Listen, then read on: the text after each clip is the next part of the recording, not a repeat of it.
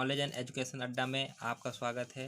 Friends, आज से मैं आपके लिए एमबी बुक का ईडीएम फ्रेज का सीरीज़ शुरू करने जा रहा हूं। दोस्तों, इस सीरीज़ में मैं आपको एमबी बुक की जो नई एडिशन है 2019-20 की, उसमें जितने भी ईडीएम फ्रेजेस दिए हुए हैं उसके बारे में मैं आपको पढ़ाऊँगा। दोस्तों, हम जब ईडीएम फ्रेज याद करते हैं तो उसे रटना पड़ता है। दोस्तों, रटने से ये होता है कि उस कुछ समय तक हमें वो याद रहती है, लेकिन बाद में हम उसको भूल जाते हैं।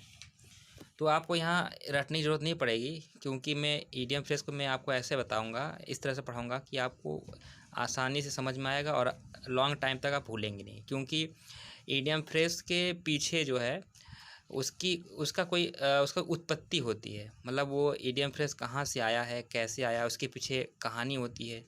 और कुछ ईडीएम फ्रेज में जो वर्ड दिए होते हैं, वर्ड से आप पकड़ लेते हैं, और कुछ तो वर्ड से पकड़ में आते हैं, और कुछ जो है वर्ड देख के भी समझ में नहीं आता है कि ये इसका मीनिंग क्या है। तो उसके पीछे उसकी एक कहानी होती है, वो एंशियंट टाइम की कहानी होती है। कुछ ऐसे कहावतें होती है जहाँ से वो उसका जन्म हुआ होता है। तो दोस्तों, इस तरह से मैं आपको ईडीएम फ्रेज को पढ़ाऊँगा, जिससे आप भूलेंगे नहीं और लॉन्ग टाइम तक आपको याद रहेगा। चलिए दोस्तों, शुरू करते हैं। सबसे पहले हम देखते हैं ए बीहिप। ए बीहिप का मतलब होता है एक व्यस्त जगह। बीहिप मतलब होता है मधुमक्खी का छत्ता। जैसे कि मधुमक्खी का जो छत्ता होता है, उसमें आपने देखा होगा कि उसमें जो मधुमक्खियाँ जो है बहुत सारी मधुमक्खियाँ होती है, मतलब मधुमक्खियाँ भिनभिनाती रहती है, और उसमें स्पेस की बहुत कमी रहती है। आपने देखा होगा एकदम पास पास सारी मधुमक्खियाँ एक दूसरे से सटे रहते हैं, उसमें जगह नहीं होती है। और मधुमक्खियाँ बहुत ही बिजी इंसेक्ट्स होती हैं। तो इससे आप समझ सकते हैं कि ये भी मतलब होता है एक ऐसी जगह जहाँ पे सभी लोग बहुत व्यस्त हो, अर्थात एक व्यस्त जगह, ए बिजी प्लेस। अगला देखते हैं a bad hair day. A bad hair day मतलब बैड मतलब बुरा, हेयर मतलब बाल। इसका मतलब होता है एक बुरा दिन, एक ऐसा दिन जिस दिन बाल एकदम अस्त व्यस्त हो। इसको आप ऐसे समझ सकते हैं, इसके पीछे कोई ओरिजिन नहीं है, तो आपको वर्ड से पकड़ में आ जा रहा होगा कि ए बैड हेयर डे मतलब जैसे कि अगर मान लीजिए हम बालों में कंघी ना करें, ठीक है, और खूब मेहनत करके आए हो, ठीक, या तो मान लीजिए बहुत तेज़ हवाएं चल रही हो और हमने अपने बालों को संभाला नहीं, तो वो एकदम से बिखर जाता है, तो अस्त व्यस्त हो जाता है और देखने में बहुत बेकार लगता है। तो इससे आप समझ सकते हैं कि मतलब एक ऐसा बुरा दिन जिसमें कि बहुत अस्त व्यस्त हो, मतलब कोई भी चीज़ें मैनेज ना हो, इधर उधर बिखरी हुई हो। इस तरह से आप समझ सकते हैं ए बैड हेयर डे मतलब एक बुरा दिन, एक ऐसा दिन जिस दिन बाल एकदम अस्त व्यस्त हो। अगला देखते हैं ए बोन टू पिक।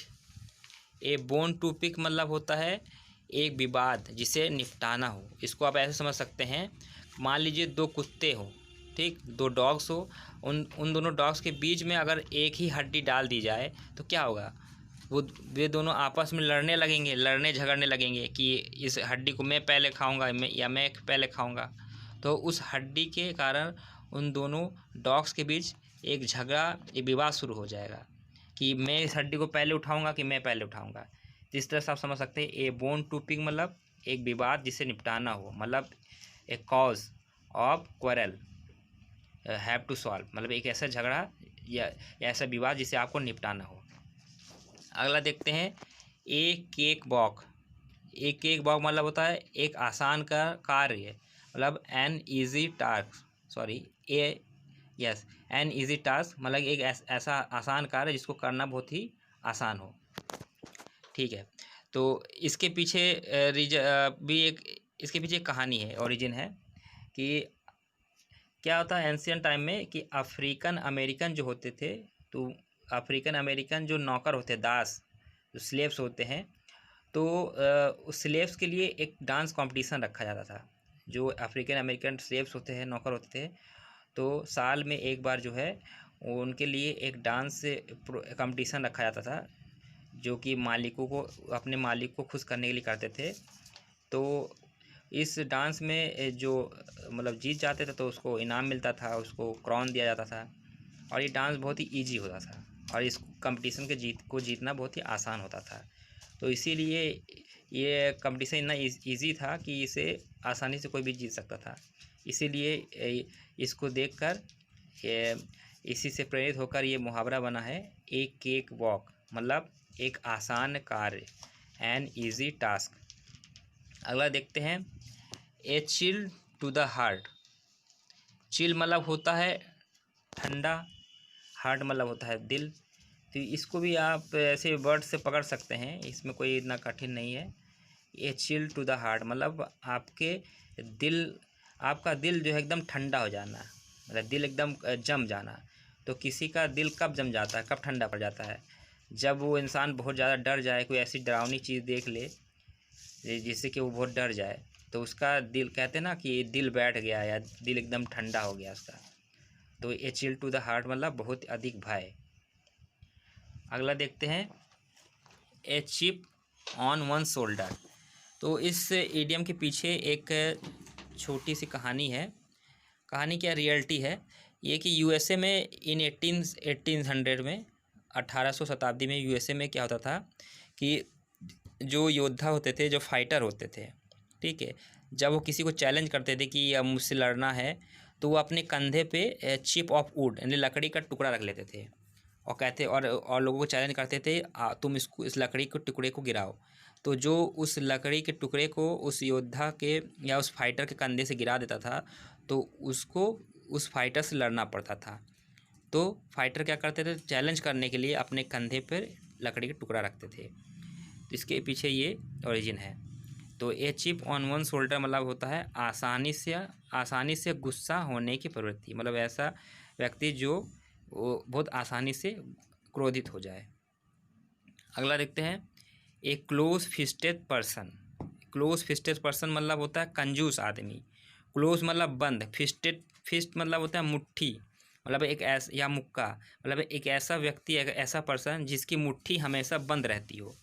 बंद क्यों रहती है? क्योंकि मुट्ठी खोलेगा तो उसको दान देना पड़ेगा, उसके पैसे खर्च हो जाएंगे। तो जो पैसे, इसको ऐसा समझ सकते हैं कि ऐसा व्यक्ति जो पैसे को अपनी मुट्ठी में एकदम बंद करके रखता हो ताकि वो पैसे खर्च ना हो जाए। तो इस तरह से आप समझ सकते हैं एक क्लोज फिस्टेड पर्सन मतलब कंजूस व्यक्ति। अगला है अ डैमसेल इन डिस्ट्रेस। तो डैमसेल इन डिस्ट्रेस, तो डैमसेल मतलब होता है युवती, डिस्ट्रेस मतलब संकट। तो इसके पीछे कोई ओरिजिन नहीं है, वर्ड से आप पकड़ सकते हैं। तो ये डैमसेल इन डिस्ट्रेस मतलब होता है ऐसी युवती जो संकट में हो, किसी संकट में कोई लड़की हो तो उसे कहा जाता है, उस सिचुएशन में उसको कहा जाता है कि ए डैमसेल इन डिस्ट्रेस। अगला देखते हैं, ए डाइम ए डजन। इसके पीछे भी एक कहानी है। डाइम क्या है? डाइम जो है एक करेंसी है, ये यूएस की करेंसी है, ठीक है, पुराने ज़माने की, अभी नहीं है। तो इन 1796 में क्या था कि यूएस में जो डाइम जो है, डाइम करेंसी प्रोड्यूस की गई थी, मतलब पूरे कंट्री में, कि ये डाइम करेंसी चलन में आएगी। जैसे हमारे इंडिया में रुपी चलता है, वहाँ डाइम चलता था उस समय। तो 1800 में 1800 सेंचुरी में क्या होता, 18 सेंचुरी में क्या हुआ कि ये मुहावरा वहाँ प्रचलित हो गया। कहाँ पे? यूएस में। तो 1800 में क्या हुआ उस कंट्री में, यूएस में, वहाँ के न्यूज़पेपर में और मैगजीन में जो भी एडवर्टाइज जाते फूड्स के, खाने के या जितने भी आइटम होते थे फूड आइटम, तो उसमें एडवर्टाइज में ये लिखा जाता था कि ए डाइम ए डज़न, मतलब एक डाइम का एक डज़न सामान, खाने की वस्तुएं जो है वहाँ मिलती थी। तो ए डाइम ए डज़न मतलब वो रेट था, मतलब एक डाइम का एक डज़न आपको फूड आइटम मिलेगा, यहाँ का रेट था।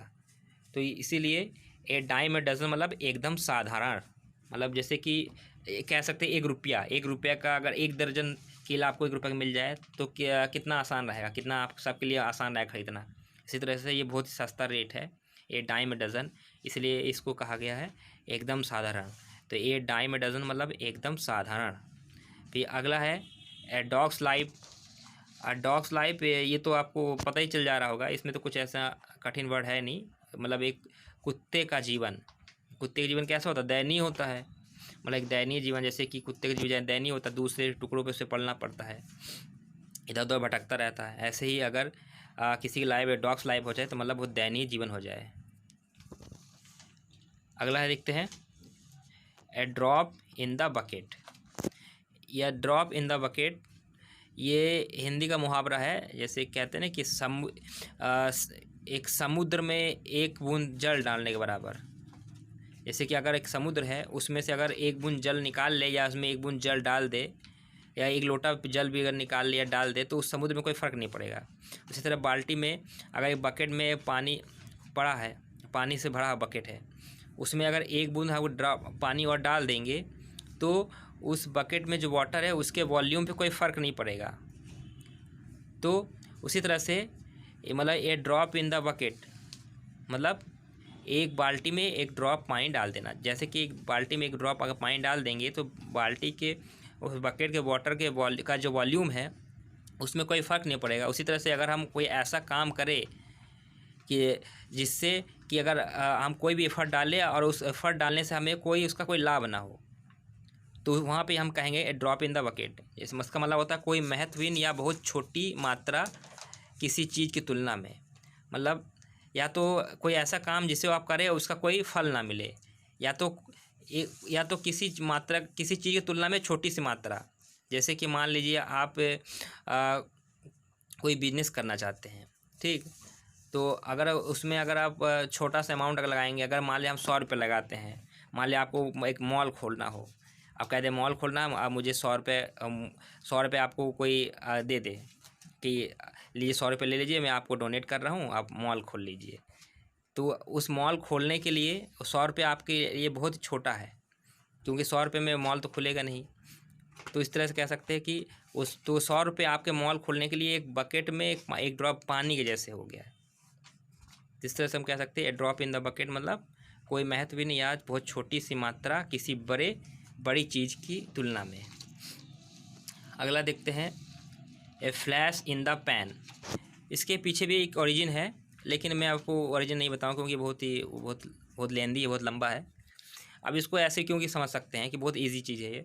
फ्लैश मतलब होता है जैसे कि मतलब आग की लौ। जैसे कि आप खाना बनाते हैं, आपने कैटरर्स को देखा होगा, जब खाना बनाते हैं तो कभी कभी कढ़ाई में क्या होता है, एक फ्लैश, अचानक फ्लैश निकल जाता है, एक आग और लौ निकल आती है। अब वो जो लौ होती है थोड़ी देर के लिए होती है, तुरंत फ्लैश निकलता है और तुरंत बुझ जाता है, उससे नुकसान नहीं होता कुछ। तो इसी तरह से जैसे कि एक कढ़ाई में एक फ्लैश निकलता थोड़ी देर के लिए, ठीक, और वो फिर बुझ जाता है। उस तरह से एक इसका मतलब हुआ है कि अचानक परंतु क्षणिक सफलता। मतलब ऐसा सक्सेस मिल, जैसे अचानक आपको कोई किसी काम में सक्सेस मिल जाए, और लेकिन वो कुछ देर के लिए वो सक्सेस, मतलब 4 दिन की चांदनी कह सकते हैं। तो उसी तरह से ये मुहावरा है, ए फ्लैश इन द पैन, अचानक परंतु क्षणिक सफलता।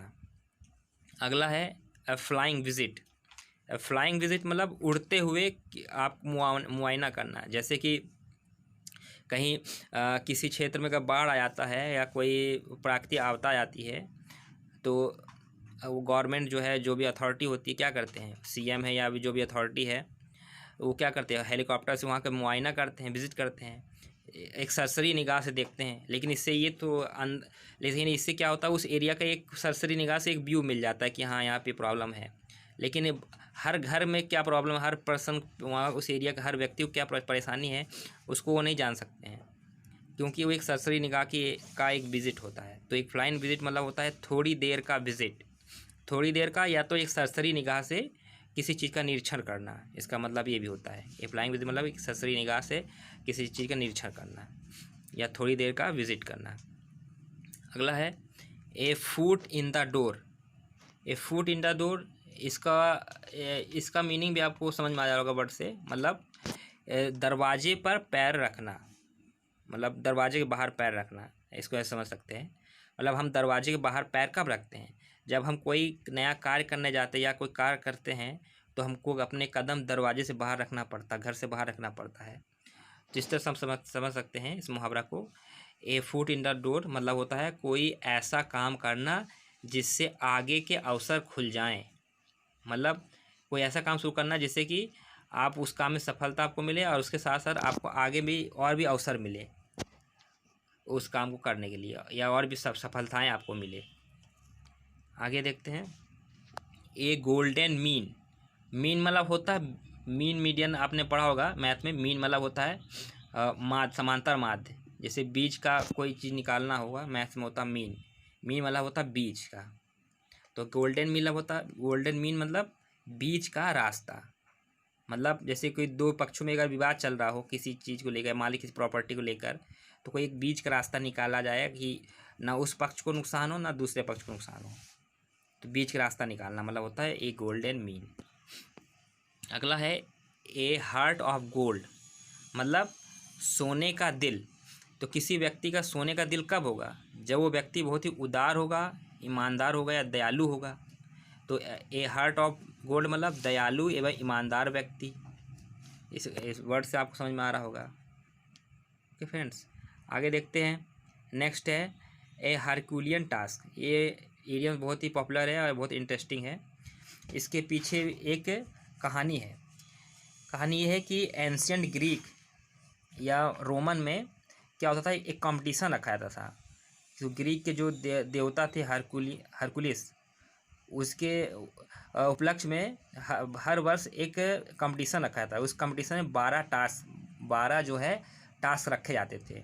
अब बहुत कठिन कठिन टास्क होते थे, मतलब सांडों से लड़ना, साइकिलिंग करना और तैरना और स्विमिंग करना, ऐसे बहुत से कठिन कठिन टास्क होते थे।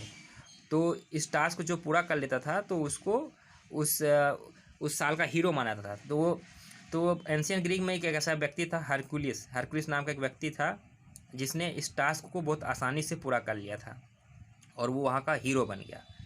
तो और वो टास्क जो बहुत ही कठिन थे, बहुत ही कठिन कार्य दिया जाता था उस टास्क को पूरा करने में, इस कंपटीशन को पूरा करने में। इसीलिए हरकुलियन टास्क मतलब होता है बहुत ही कठिन कार्य।